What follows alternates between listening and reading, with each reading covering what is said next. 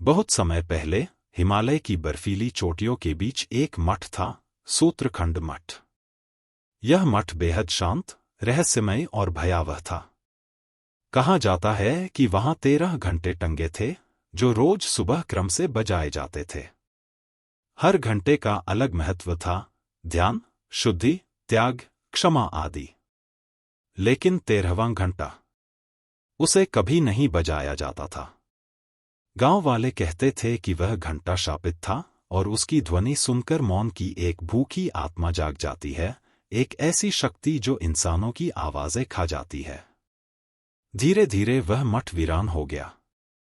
वहां के सारे भिक्षु एक एक करके गायब हो गए। किसी की कोई लाश नहीं मिली, बस उनके बर्तन, माला और अधूरी प्रार्थनाएं पड़ी रह गईं। मठ के चारों ओर मौन ऐसा था जैसे पूरी प्रकृति सांस रोक कर बैठी हो। साल 2023 में 4 युवा डॉक्यूमेंट्री मेकर, नेहा, कबीर, रुद्र और ईशा, इस मठ की कहानी पर एक वेब सीरीज बनाना चाहते थे। वे दिल्ली से ट्रेकिंग करके उस मठ तक पहुंचे। जैसे ही वे ऊपर पहुंचे, मोबाइल का नेटवर्क चला गया, तापमान गिरने लगा और आसमान में धुंध गहराने लगी। मठ का गेट टूटा हुआ था, लेकिन अंदर की दीवारें अब भी मंत्रों से भरी थीं। 12 घंटे छत से टंगे हुए थे, भारी, जंग लगे, फिर भी किसी अनजानी शक्ति से चमकते हुए। लेकिन 13वां घंटा गायब था।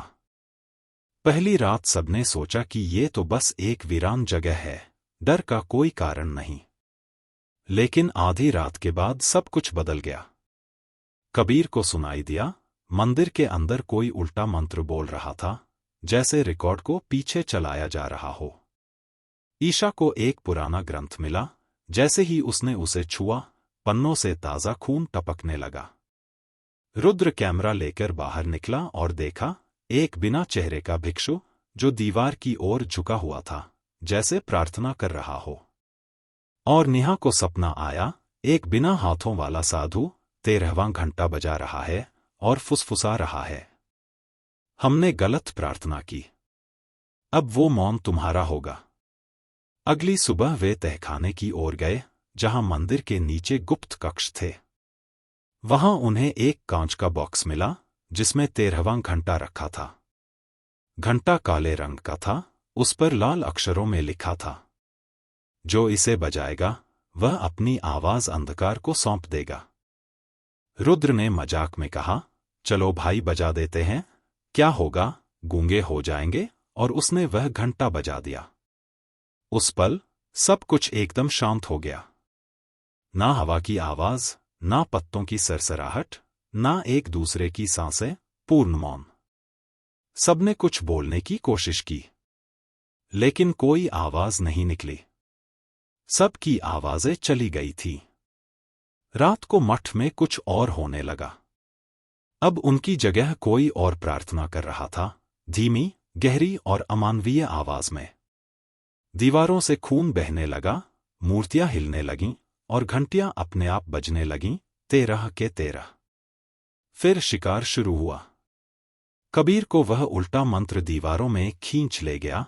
उसकी आंखें खुली की खुली रह गईं, लेकिन शरीर कागज की तरह मोड़कर दीवार में समा गया। ईशा बर्फीले पानी के एक पुराने कुंड के पास गई। वहां नीचे से कई हाथ निकले और उसे खींच लिया। उसने चीखने की कोशिश की, पर उसकी आवाज कहीं और जा चुकी थी। रुद्र हंसने लगा, पागलों की तरह। उसकी जुबान बढ़ती गई, उसका चेहरा घंटी जैसा फैल गया, और फिर वह खुद ही बजने लगा, मानव घंटा बनकर। अब सिर्फ नेहा बची थी।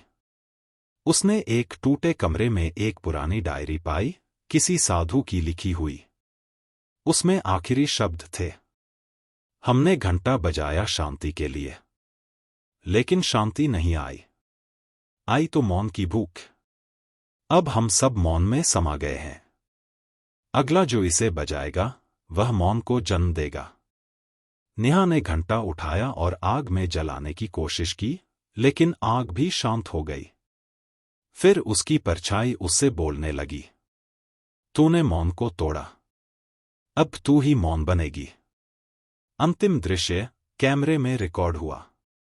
नेहा घंटाघर में खड़ी थी, आंखें सफेद, चेहरा भावहीन।